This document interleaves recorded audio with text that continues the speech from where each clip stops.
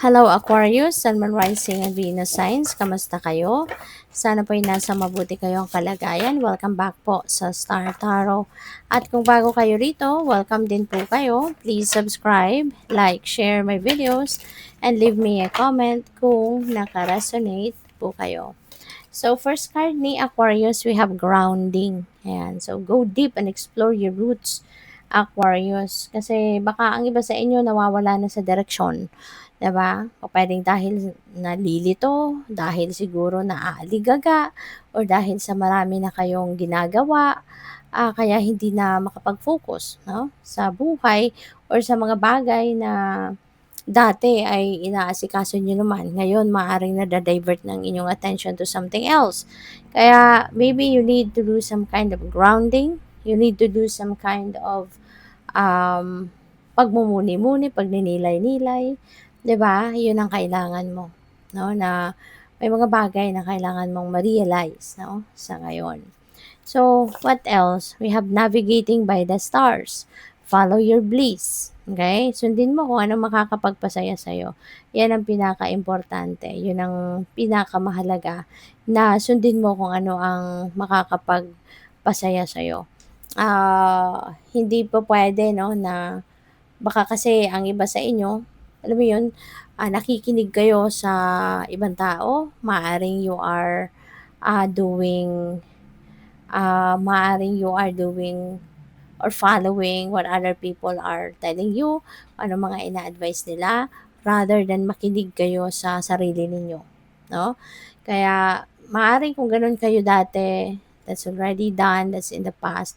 So this time, sundin mo naman or pakinggan mo naman yung sarili mo. It's about time na sundin mo kung anong makakapagpasaya sa'yo, kung ano naman yung makakapagpangiti ng soul mo, ng puso mo, yun naman ang gawin mo. Okay? So what else? We have desert, passage, trust, there's a divine plan. Okay? Magtiwala ka lang na may plano ang divine universe para sa'yo, para sa ating lahat. Meron kanya-kanyang plano ang universe, no, para sa atin, sa bawat isa sa atin. Kaya, kaya nga dapat nagsu-surrender na lang tayo sa kanya, dapat sumusunod tayo sa gusto niya, nakikinig tayo sa gabay niya, 'di ba? At 'yun ang ginagawa natin kasi whatever the divine has planned for us, 'di ba? That is the best for us. Kaya nga minsan may mga gusto tayong mangyari sa buhay natin na hindi niya hinahayaang mangyari, na hindi niya dini-deny niya 'yan sa atin kasi, merong mas mabuting plano siya para sa atin. Meron siyang mas magandang plano, 'no, kaysa doon sa gusto natin, 'di ba? So, kaya kung meron mang mga nangyayaring failures kayo, may mga nangyayaring hindi sakto sa kung anong kagustuhan ninyo, don't worry, 'no, huwag kayong mag-alala kasi may plano ang divine universe para sa inyo, okay? So, by the way, maraming salamat for subscribing, and if you haven't subscribed yet, subscribe na kayo, and also maraming salamat din for not skipping the ads, malaking bagay yan sa akin, and also please click the join button sa baba ng video kung gusto naman ninyo na mag-join kayo sa membership, okay? Salamat po. So, we have the shaman. Ayan. So, ang iba siguro sa inyo, Aquarius, baka kayo ay baka kayo ay psychic, no? Maaring malakas ang inyong connection with the spirit realm. Maaring malakas lagi, heightened yung inyong psychic abilities, yung mga intuitive abilities ninyo. Kaya, take advantage of that, no? Take advantage of that. Anuhin ninyo, pakinggan ninyo lagi kung ano yung binubulong ng intuition ninyo, and yun ang sundin ninyo. Okay? We have the mystic. Yun nga, no?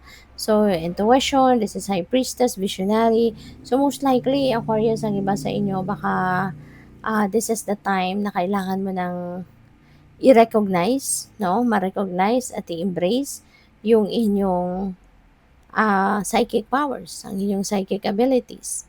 'di ba? Kasi maaaring 'yan maano na, malakas ang inyong pakiramdam, you're very empathic, 'di ba?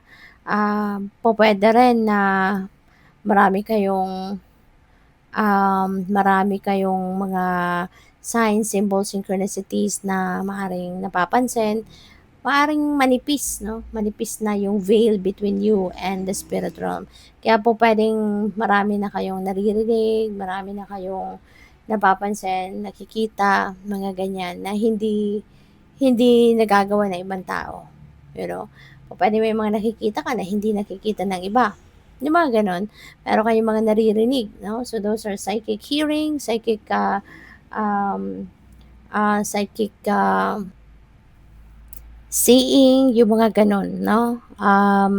Kaya siguro sa ngayon baka mapapansinan ninyo ang mga ganyan. So, maybe this is the time wherein nagpaparamdam na sa'yo ang divine universe na it's about time na for you to embrace your spiritual gift. So, we have magic, mushroom, miracles, wow. Sabi dito, stay open to the good and beautiful things. Okay? Maging bukas kayo ang inyong sarili. Buksan ninyo ang inyong sarili to receive, 'di ba, the beautiful and good things. Kasi maaring may mga miraculous moments, miraculous events na dadating, may mga divine blessings na maaaring sumulpot sa buhay ninyo, kaya dapat maging handa ka lang para diyan. Project positivity para yung ma-attract mo yung mga magaganda, positibo na mga pangyayari at mga bagay-bagay sa buhay mo. Okay? So, good luck. Tingnan natin ano pa ang ganap, ano pang mga messages and energies surrounding you.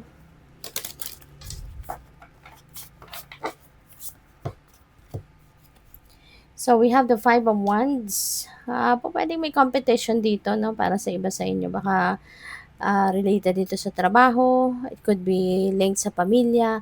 Baka may mga hindi kayo pagkakaintindihan with some people sa ngayon. Pwedeng kung sa trabaho yan, pwedeng may rivalry sa posisyon, diba? May competition sa mga projects, mga ganyan, no? Or posisyon nga sa trabaho, may debate, yung mga ganyan. So, but anyways, this is 5. So, yung 5 naman, that resonates with change. Kaya eventually, magkakaayos din kayo. Eventually, magkakaintindihan din kayo. So, yun lang, importante lang na siguro step back ka muna ng kahit saglit lang sa kung ano yung anuhan ninyo, yung hindi din ninyo na pagkakasunduan. And kalma muna, diba? When you calm down, then after that, pwedeng makalma na nga ang buong senses ninyo, katawan ninyo, isip ninyo, then eventually, 'di ba, maiisip mo na din na walang saysay din pala yung pakikipag-away ninyo or yung pakikipagdiskusyon ninyo, hindi ba? So, we have Two of Swords. Ayan, merong decision making na kinakaharap kayo and you don't want to do that yet. Ayaw mo pang magdesisyon. Ayaw mo pang ayaw mo pang pagdesisyonan ito. Ayaw mo pang gawin ito, yung gano'n. Kaya, take your time. Kasi kung hindi naman ito nagmamadali, 'di ba? Then that's fine. Pero kasi kapag nagmamadali ka, minsan mas lalo kang nagkakamali. 'Pag nagmamadali ka, mas lalong nawawala, 'di ba? Mas lalong lumalayo. Kaya mas mabuting take your time hanggang sa makaramdam ka na this is the perfect time na for you to make a decision. So, dun ka na magdesisyon para kalmado ka. Kasi hindi magandang magdesisyon when you are not in a neutral state of mind, 'di ba? Kung kunyari, magulo isip mo, 'di ba? Hindi, that is not the right time for you to make a decision kung naguguluhan ka pa. Kunyari, galit, no? Or sobrang masaya naman, 'di ba? Those are situations na hindi ka pwedeng magdesisyon kasi pagsisisihan mo lang yan in the end. So, dapat yung kalmado ka. Kalmado ka, maganda yung pakiramdam mo, yung ganon. So, Three of Swords. Merong, merong lungkot, no? Meron kang kinakalungkot, meron kang um, heartache or heartbreak na pinagdaanan dito. Kaya siguro kayo nahirapan magdesisyon dahil dito pa, 'di ba? Maaring nararamdaman mo pa yung sama ng loob, you know?